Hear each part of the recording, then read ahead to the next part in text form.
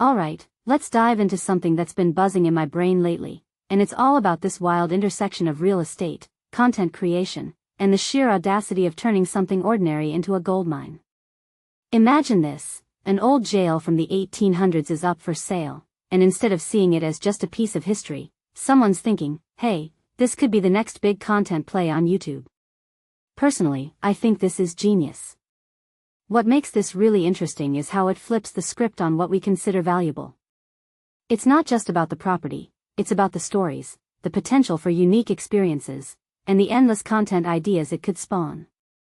From my perspective, this is a perfect example of how creativity can transform something mundane into something extraordinary.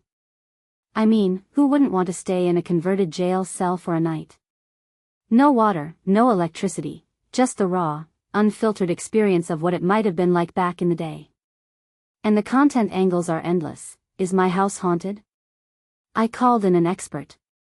Or, living like a criminal for a night, without actually committing a crime. What this really suggests is that the value of a property isn't just in its bricks and mortar but in the stories it can tell and the experiences it can offer. Now, let's talk about Danica Patrick and Wade Boggs. These two are out here living their best lives, and it's a refreshing change from the constant doom scrolling we're all guilty of. Danica, at 44, is partying like she's 23, and Wade Boggs is shredded. Both of them are clearly respecting summer and getting busy living. What many people don't realize is that this kind of attitude isn't just about having fun, it's about embracing life fully, without apology. In my opinion, that's something we could all learn from. It's easy to get caught up in the negativity, but these two are a reminder that life is meant to be lived, not just observed.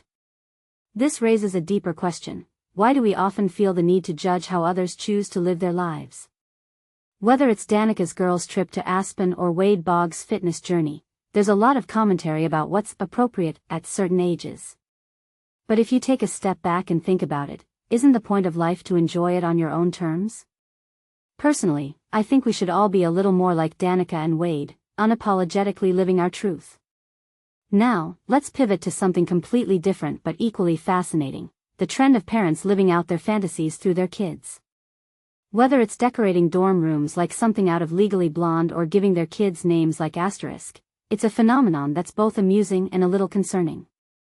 A detail I find fascinating is the story behind Asterisk Tally's name. Apparently, her Greek mother named her after the word for little star. While it's a beautiful sentiment, it's also a reminder of how much thought, or lack thereof, goes into these decisions. What this really suggests is that parenting is as much about self-expression as it is about raising a child. In my opinion, there's a fine line between creativity and burdening your child with something they'll have to carry for life. I mean, can you imagine being named Asterisk and going through school? It's a conversation starter, for sure, but at what cost? This raises a deeper question about the responsibilities of parents and the long-term impact of their choices. Personally, I think we should all take a moment to consider whether we're making decisions for our kids or for ourselves. Finally, let's end on a lighter note: the viral video of a bison popping a tourist's tire in Yellowstone. It's a hilarious reminder that nature doesn't care about your plans or your car. What makes this really interesting is how it highlights the unpredictability of life, and how we often forget that we're just visitors in these wild spaces. In my opinion, it's a perfect metaphor for how we should approach life, with a sense of humor and the understanding that sometimes, things are just out of our control. So, here's my closing thought: whether it's turning an old jail into a content machine, living life unapologetically like Danica and Wade, or navigating the complexities of parenting, the common thread is creativity and perspective. Life is full of opportunities to make something extraordinary out of the ordinary. The question is, are we willing to take the leap? What do you think? Let me know in the comments below.